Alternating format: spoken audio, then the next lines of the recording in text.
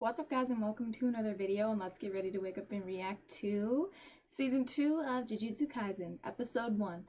I watched a recap video before this, of all of Season 1. I did watch the movie.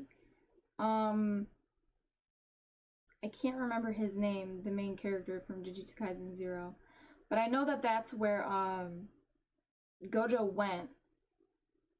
At some point during Season 1, I think he left. Anyway, he went to go find that...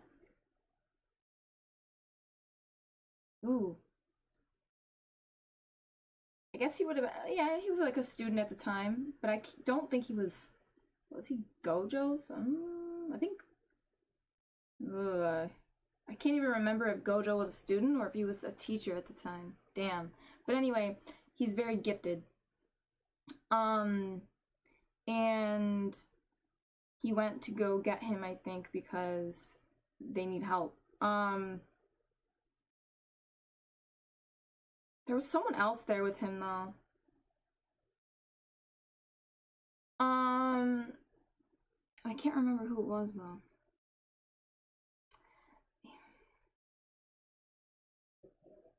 Anyway, my memory's so bad, guys. It's so bad. So if I ask a lot of questions, sorry, just answer them so that we're all on the same page when next episode rolls around. But okay, I'm trying to remember important things. Megumi, he is from the Zenin clan, like Mai and Maki, but there's something special about him that Sukuna recognized, right? So I feel like those two are the ones I have to pay special attention to. Megumi and... I forgot the kid's name. That's like in another country right now that Gojo went to go get. But maybe I think he's supposed to be a bigger character this season, or am I wrong? I feel like there was another character people were really excited about. Was he buff? I don't know. Anyway, but yeah. And if I forgot a lot of people's names, sorry. Like, I did watch the recap video, but it's like, he threw a lot of names out, so it's like, damn, I'm gonna try. So anyway, let's jump into it. Is that the kid that no.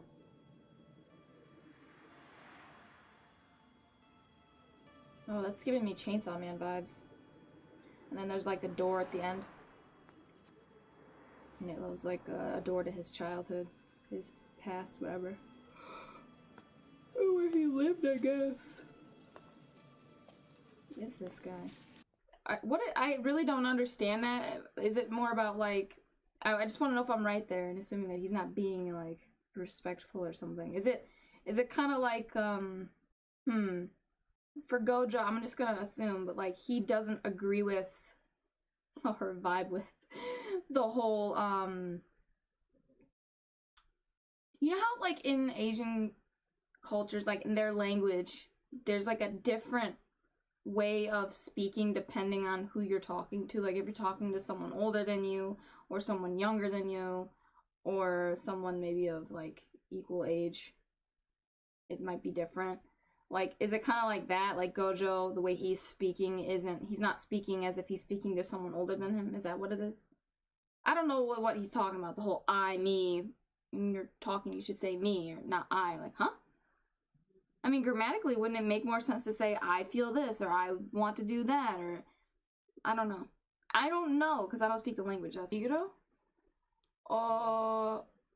Hidden inventory. This is the end of the episode, right? Yep. I'll listen to that in a minute. But,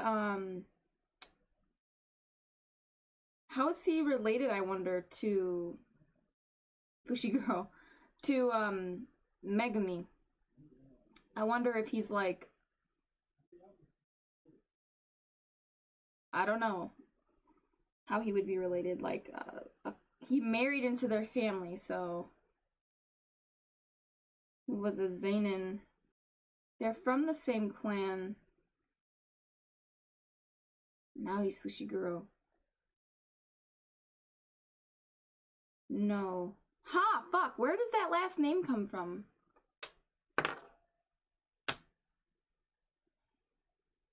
I have to look up the cast. Hang on, wait. That's confusing me. Fushiguro. That is his name. That's what I thought. I don't know. Anyway. So... he is... somehow related to... what's his fucking name, though? What's his first name? I'm no longer a Zenin because I got married. So he took his wife's last name? It's different. But maybe it, like, depending on the clan, like... I don't understand the family tree. I'm, like, trying to make sense of it, but it's like, how am I supposed to make sense of it? I haven't really met anyone from it. But, like, my question is how the Fushiguro clan and the Zenin clan, they're two separate clans? Or how does that work exactly? I'm trying to figure it out. They're probably not closely related. That's going to be my guess. Like, they're probably from the same bloodline, but, like, it seems messy, because it's like, we got the Zenin clan, and you've got the Fushiguro clan, but it seems like people that have the Fushiguro last name are from the Zenin clan, so maybe there is no Fushiguro clan. I don't know how to make sense of it. But now, this is like my OCD. Like, I need to understand this, and it's going to piss me off if I don't, but I don't know if it's spoilery to understand their family tree, so I guess I shouldn't dig deeper into that. If it's not spoilery, somebody please explain it in the comments, but I guess all I need to know right now is this guy is somehow related to, distantly most likely, to Megumi, Maki, and Mai.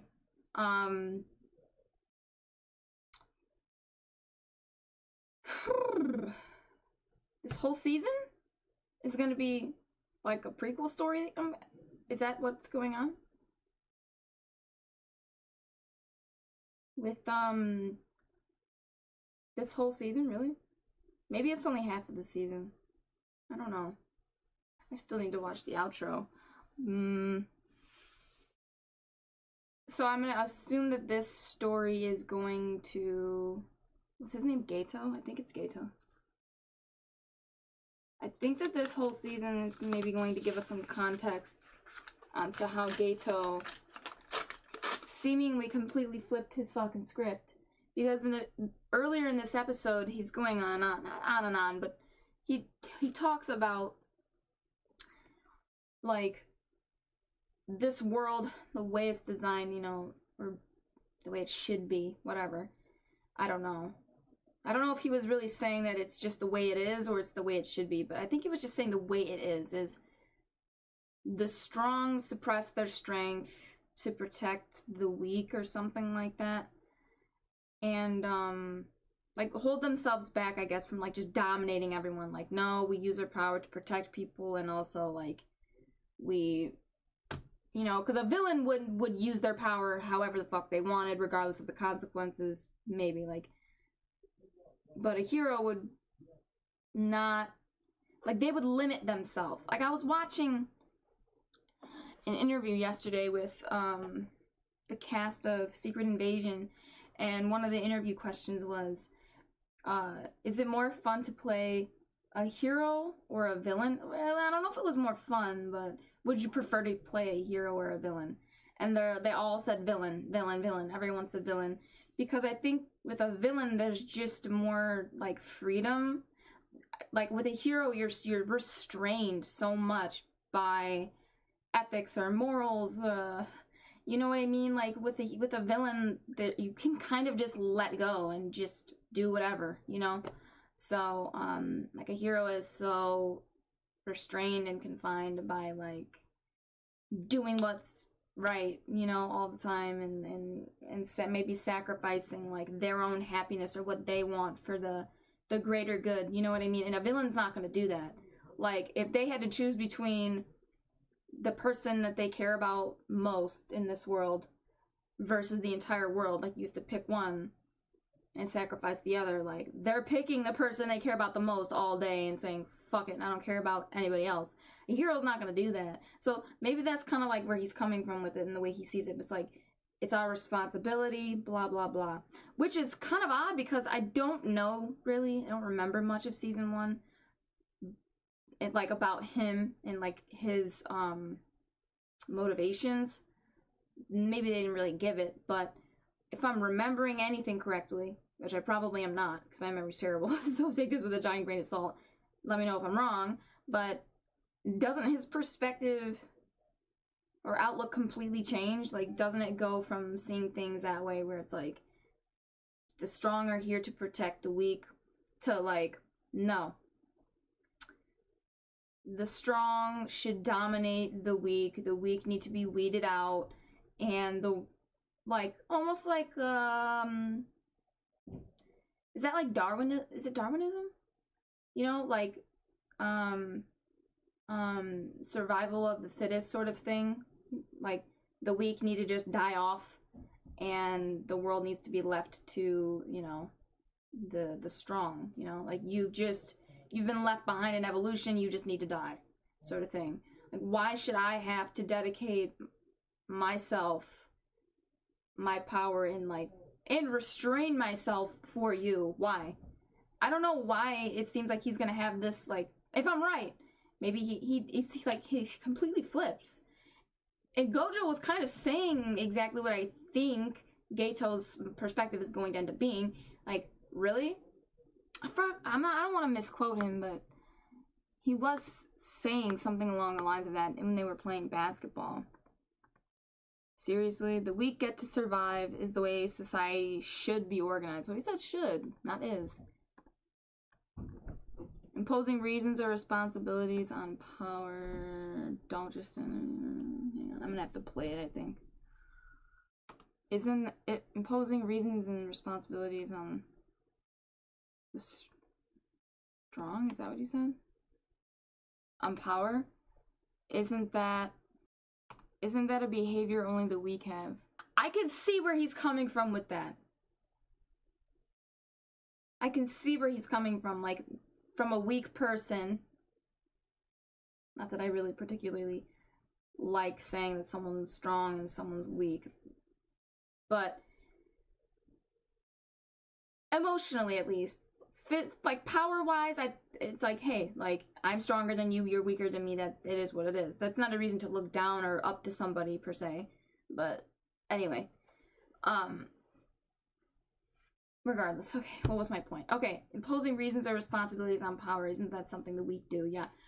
I can see where he's coming from with that, I guess. Like, someone who's powerful, I mean, they may not even be thinking about, like, the reasons why they're powerful or why they have this power. They just are. They just have it. It was just kind of, it seems like the way Gojo conducts himself. He's like, yeah, I have all of this power, and stop trying to make it, like, he doesn't like when someone tries to push responsibility on him just because he's strong, or just because you have power, it's your responsibility to do X, Y, and Z, which usually is sacrificing X, Y, or Z for the greater good, so to speak. I feel like he struggled with that a lot in season 1, of, like, the principal trying to justify what he did by, like, oh, it's for the greater good, or the greater good of the clan, or the world, or this or that, and Gojo's like, nah, don't try and, like, rationalize what you're doing. Like, what you're doing is fucked up, just own it. If you want to do it, fine, but, like, don't try and, like, rationalize it with me. Like, don't try and, like, give me a reason. Like, if you're strong enough to do this, you're gonna do it, fine, whatever, but don't try to rationalize that shit away. Just call it like it is. You have the power to do so, so you're going to do so. I feel, if I'm remembering right, it feels like that is the way he thinks about things. And when you try and rationalize it and give reasons, oh, well, I have to do it because of this, or you must do this with your power because blah, blah, blah. It's something that comes from a weak person, because if I have all this power, I shouldn't have to justify myself or explain myself. I'm just going to do because you're not going to stop me. So why do I have to, like, why do I need to explain myself to you? It's just your way of trying to, like, control me.